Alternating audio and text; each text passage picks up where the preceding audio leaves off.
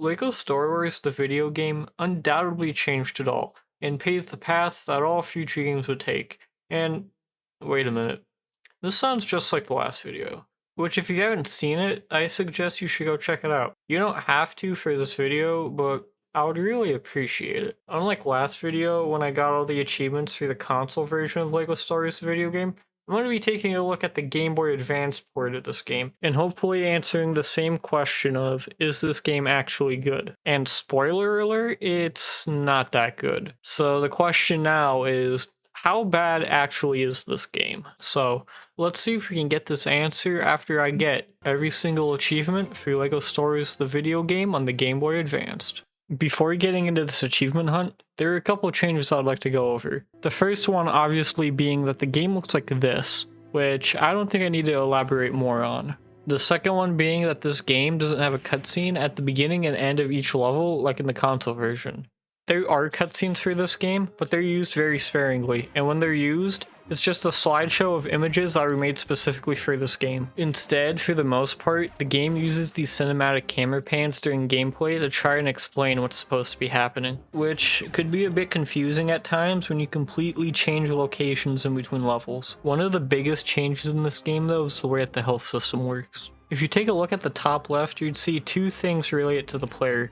The first one being the hearts, which is obviously the player's health, and the second one being this lightsaber, which is the player's stamina meter. In this game, you need stamina to do things like do a Jedi Slam or hover as R2-D2. The biggest change in this game is that once you die, you have to restart the entire room from the beginning, meaning that all the progress you've just made has now been reset. The only thing that I believe that's not affected by this is this game's collectible, which is Death Star plans. If I'm remembering correctly, I believe you can just even leave the level without even completing it, and the progress on your Death Star plans would still be the same. Going back to the health and stamina meters, there are two ways to get your player's stamina back up. The first way is to just let it slowly regen on its own, but the second way is by picking up stamina power-ups. Unlike the player's stamina, the player's health can only be regenerated by picking up power-ups, which leads me to the next change in this game, power-ups. Now, I think there are about 7 or 8 different types of power-ups in this game, with the first couple being basically the exact same thing. There are two types of heart power-ups, the first one being a small heart, which gives you a little bit of health back, and a big heart, which gives you all your health back. Same thing goes for stamina. Small stamina power-up gives you a tiny bit of stamina added back, and big stamina power-up gives you all the stamina added back. There's also a yellow heart power-up, which gives you invincibility, a green power-up, which gives you a speed boost, and a lightsaber power-up, which increases your player's damage. You can also buy power-ups from these guys, which are apparently supposed to be Jawas, as stated in the manual. And one thing that I didn't notice is that buying hearts and stamina from Jawas actually permanently increases the maximum length of both of them, depending on what one you got. I.e., if I bought a heart upgrade, it would permanently increase my heart meter by 1 heart. Another small change in this game are how studs work. Instead of the typical 1,110 stud values like in the console versions, silver studs are now worth 1 stud, blue studs are now worth 5 studs, and gold studs are now worth 10 studs. One last change I'd like to go over before getting into this are the rankings that happen at the end of each level. Depending on how many guys you killed, bullets deflected, studs picked up, and Death Star plans collected, you'll have a chance of getting 4 different ranks, that being no rank at all, a Padawan, a Jedi Knight, and a Jedi Master. You also get bonus studs for doing these things, with I believe the maximum amount being 750 additional studs to your stud counter. Alright, you got all that? Now let's finally get into this achievement hunt.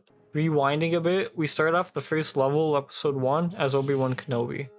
After getting attacked by battle droids, I got my first achievement by deflecting a blaster bolt. I then got 2 more achievements, one for deflecting 10 blaster bolts and one for defeating 10 enemies. After running into the next room, I pushed these buttons on the floor, making money fall from the sky, giving me my next 2 achievements. One for collecting 100 studs, and one for collecting 100 studs in a single mission. After fighting my way through the Federation ship, I found an MTT in what's apparently called the launching dock. I was able to open up the back by pushing these buttons, and after going inside, I was face to face with some battle droids. Defeating them caused money to rain from the sky, ending the level, giving me another achievement. I also got the achievement I could build a starship for having 1,000 studs collected in total. The next level starts off with Qui-Gon in the swamps in Naboo. After defeating some more enemies, you eventually run into Jar Jar. And something that I should mention is that in this game, you can only have one playable character on screen at a time. This means that if you want to swap characters, you have to pull up this little menu and pick which character you want to play as each time. I then got an achievement for defeating 100 enemies, and after destroying the turrets and pushing these buttons to lower the barrier, I was able to move on to the next section of the level.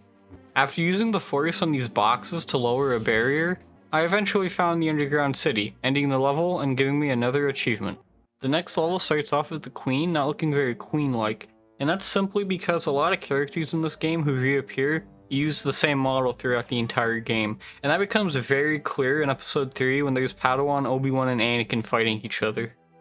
After chasing after the Queen into the next room, we get shown this little cutscene showing that she's guarded by super battle droids.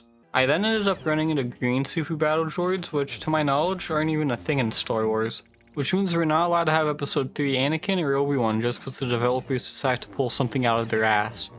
I then got completely destroyed and turned into Obi-Wan for some reason. After resetting the room, I got the achievement Stop Shooting Yourself for deflecting 100 blaster bolts. I then got completely obliterated 2 more times, one of which I was actually able to get Padme.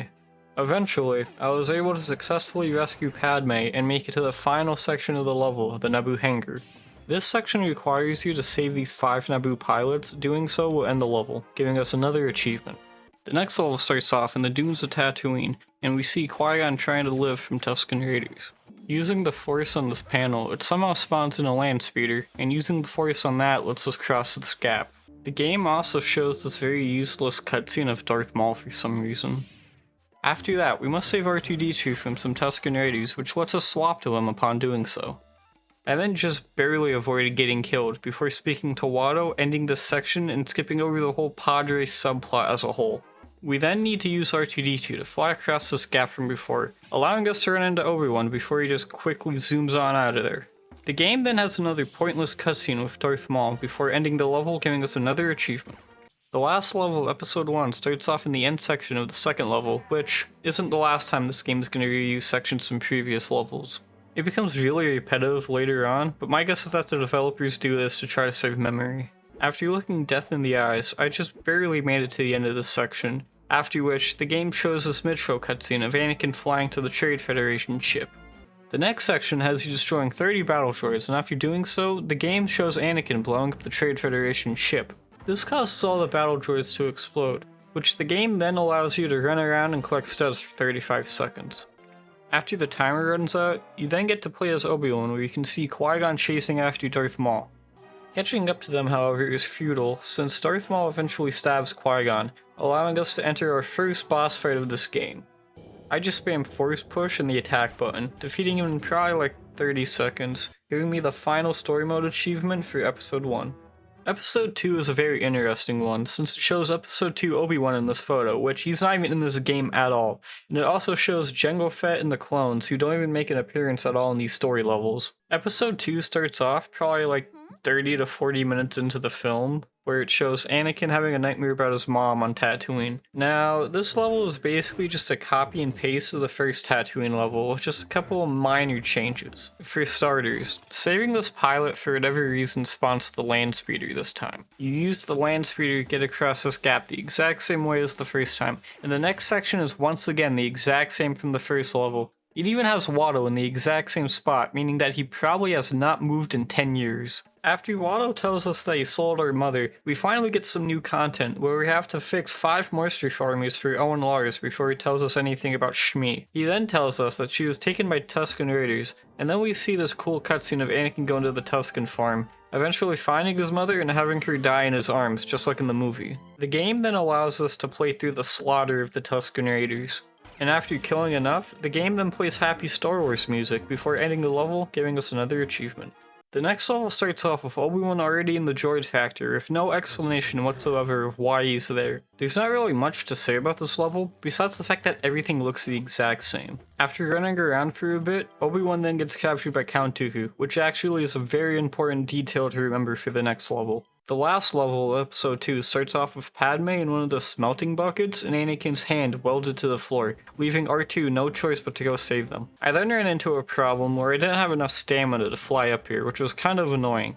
After waiting a bit, I was finally able to get up there. I then used R2-D2 on this panel, which somehow freed Anakin, which allowed me to use the Force on this thing to save Padme, who in turn gave me the most scariest smile ever. After running around for a bit and causing a nuclear meltdown, I then made it to the final section of the level, running into Count Dooku before he could make his escape, which caused him to turn around and come fight us for whatever reason. We then see that Obi-Wan was somehow saved between this level and last level, since he's standing right there perfectly fine. We then get to kick Count Dooku's ass as Yoda, and after doing so, he laughs, causes an earthquake, and then just runs away.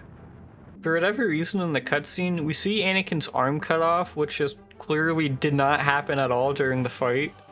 Also, for whatever reason, defeating Count Dooku counted as defeating 10 enemies, which was enough to give me the Defeat 500 Enemies achievement. Now it's finally on to Episode 3, which in this image shows Padawan Anakin, and a mismatch between Episode 1 Obi-Wan and Episode 2 Obi-Wan, which is just completely false. This character is not real, it does not exist in this game at all, so I have no idea why it's showing that. The first level of Episode 3 starts off with Obi-Wan and Anakin flying towards the invisible hand to save Palpatine.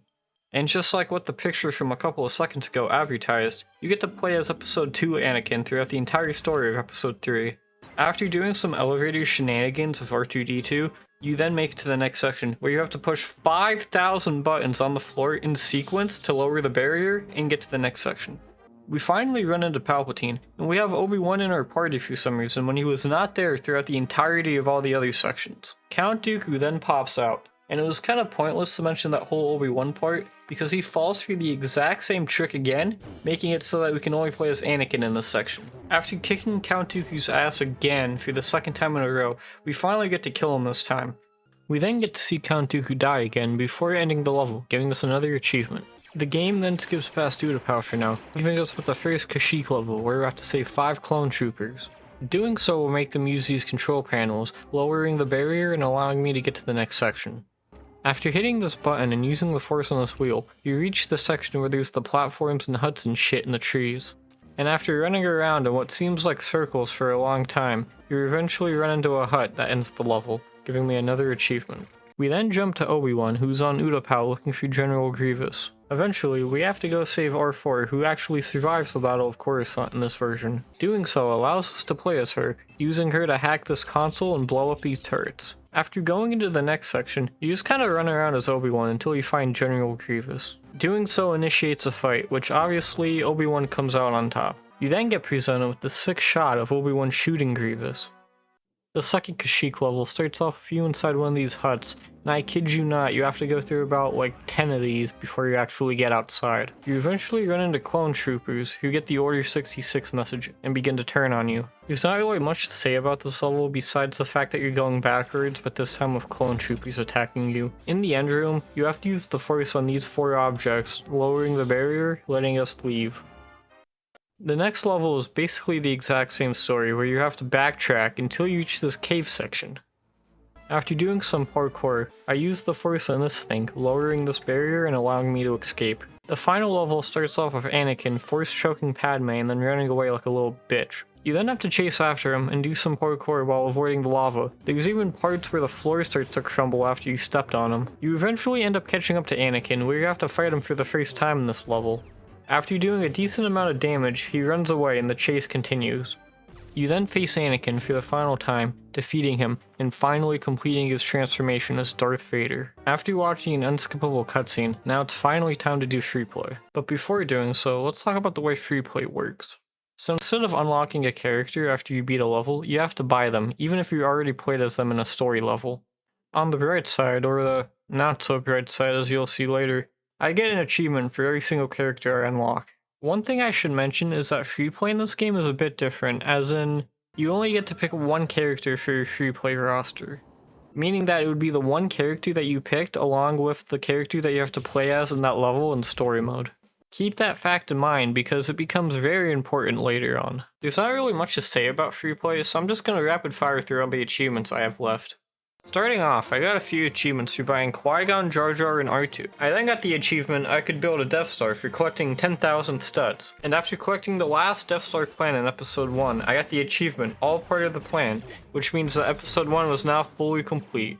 I then bought a repair droid from Jawa, giving me the achievement I Can Be Rebuilt, which is the exact question I said to myself after figuring out what this thing does. What this thing does is that it brings your character back to life after you die instead of having to restart the entire section all over again, which would have been nice enough sooner because this is a real lifesaver.